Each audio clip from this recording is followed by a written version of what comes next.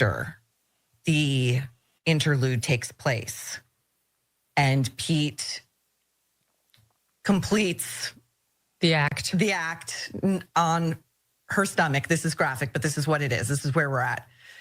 He grabs a towel and he tosses it to her and says, "You can clean that up."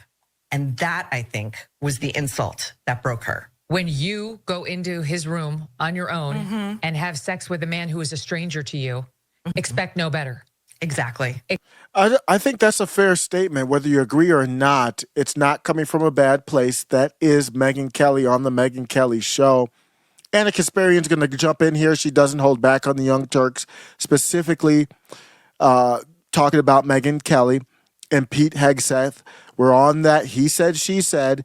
And during the Megyn Kelly Show, she implied that the victim's choices here that you just heard didn't justify. That's not what she did. She said that puts the victim in a tough position. And I think that's a legitimate take to have. Ana Kasparian completely tries to dismantle Megyn Kelly.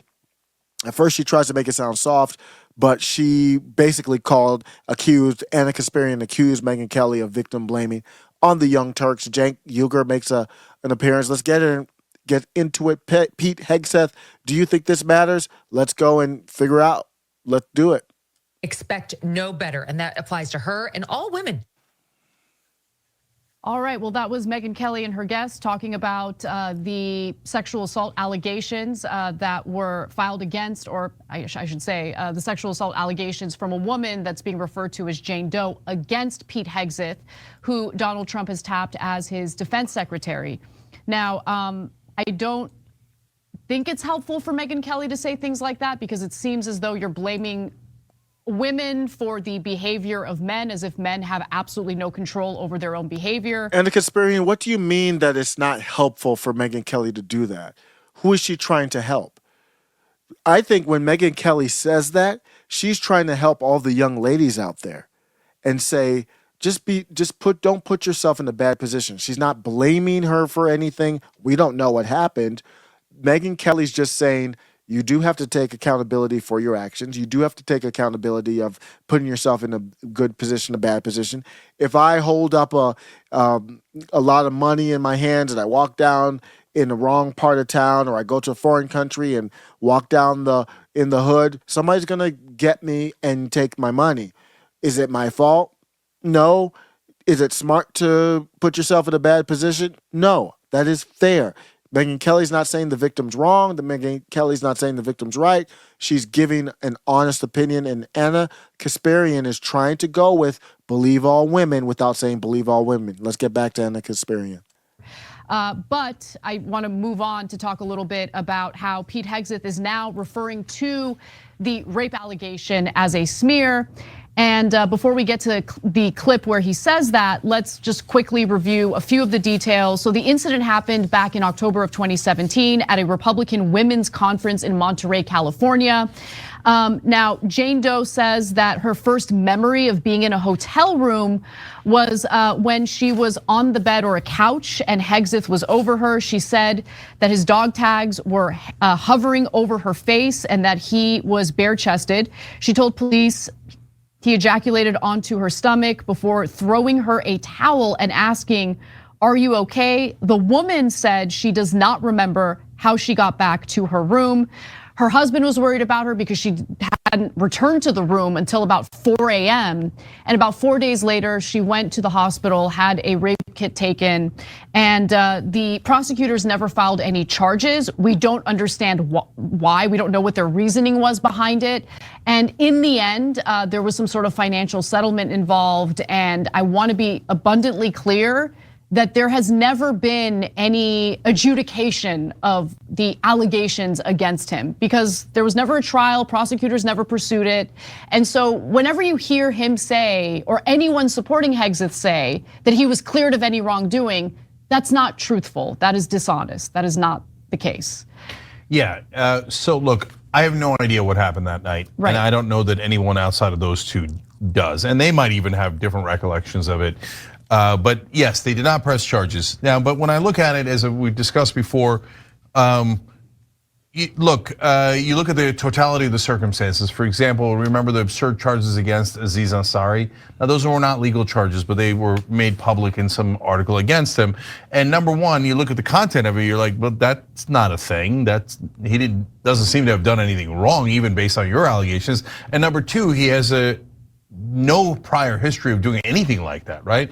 Then you look at Hegseth, and oh my God, the history is stacked with being disrespectful to women, being out of control drunk, it's on and on and on, right? Look, you party, I don't give a damn about your parties, right? If you have a significant drinking problem, as tons of people have attested to at work, then it's a problem if you're gonna be Secretary of Defense. Like most of the women you work with tell the press. No, I'm gonna disagree with that. I know people are gonna be in their feelings in the comments, and I like that. I want to have my ideas tested. The people voted for the president, and the president is going to appoint who the president appoints. I think Alejandro Mayorkas is complete, absolute trash. But what does that matter? He got nominated, and he got confirmed because the people voted allegedly for Joe Biden, and Joe Biden could do that, and the Senate confirmed them. So if we'll see what happens, you can say the Senate shouldn't confirm. Why? Half of DC is crawled up in a bottle. Why would he be different? I think Pete Hegseth should say, I'll drink when I want to drink. I'm getting nominated to be Secretary of Defense. I'm the boss. There's a new sheriff in town, and I'm not backing down to you. I'll have whiskey in my office when I want to have whiskey in my office. I want to see that type of energy. Of course, he's not going to do that, but that's what I want to see. I want to see Jack Nicholson in A Few Good Men. He's dangerous. You got a problem, okay? Now, but we've gone over that. To me, Lloyd Austin was a former defense contract on the board of Raytheon, and he got confirmed. I don't want to hear anything about Pete Hegseth. He never got arrested. He never got charged. So you can argue it all you want. That's a waste of time. It didn't happen. We don't know what happened. He didn't get charged. That's clear. Done. Gone. Not even a factor. Crawling in the bottle. I haven't seen him drink. I don't know what it is. I agree he probably has a drinking problem based on the way he's answered the questions in interviews. I have a video react to David Pakman where I agree with David Pakman. He has a drinking problem. And let's go. Megyn Kelly thing. And by the way, we're going to get to how he's probably going to be Secretary of Defense. I mean, they're rallying massively to him. But the Megyn Kelly thing actually really bothers me. That kind of logic of, well, you wound up in his room, so I guess, I mean, it seems like, maybe she's not saying it, but it seems like she's saying, then you had it coming. No, you didn't have it coming. No. Like, don't go into guys' rooms if you're not sure. I get that. Be cautious. I get that. That's all she said. But once a guy is in a room alone with a girl, he does not have carte blanche. And that kind of idea. She never said he did. What is happening here? It bothers me. Yeah, because it's blaming the woman for the behavior of the man, assuming the allegations of him mistreating her or potentially raping her are true, right? And so I hate that as well. At the same time, as a woman myself, obviously, you know how vulnerable you can be. And so you always have to take additional precautions just to protect yourself. But that doesn't mean that the onus should be on the woman when it comes to the bad behavior that's being carried out by the man. So number one, that's just as a matter of justice, that's obviously true. But secondly, it leads to a disastrous result if you have that mindset set in, right? So we left, so back in the day, we were on Current TV, right? And so when Al Jazeera America bought them, we left. And there was many different reasons we left, but one of them was, we had a coworker, and she was going to go do a meeting with one of their executives, and she was the head of social media, so she was fairly high up at Current TV. And they said, "Oh, you have to bring a male with you to have coffee at Starbucks with this executive." And we were like, "Wait, what? Here in America, she has to bring a male with her? Why?" Because the assumption is, if a man and a woman are alone together, well, obviously the man's going to rape her or something. That's crazy. Okay, like what? Like, no, I don't want to work with someone like that. And I'm not trying to, look, I'm sure that different Al Jazeera branches are different and their executives are different, etc. But that happened with that particular individual, and it was a massive turnoff for me because we have to be able to be in the same room together without assuming that the man's going to be a monster. Yeah, and I just think, look, it's TYT is just completely off the rails here. And it seems like they feel like they have to disagree with Megyn Kelly somewhere just for the sake of disagreement. Not genuine conversation. We're off on a tangent. This has nothing to do with anything Megyn Kelly was talking about. Why are we here? kind of unfair to men in general, right? Because it's assuming that men are like these, they're all predators. And the second they get you in a room alone in the middle of the night, they're gonna do bad things to you. But anyway, look, I don't wanna hyper focus on that. What do you think? I don't care if Pete Hegseth is crawled up in a bottle every night and does a good job, I'm fine with it. I'm going to judge him by his actions and outcomes.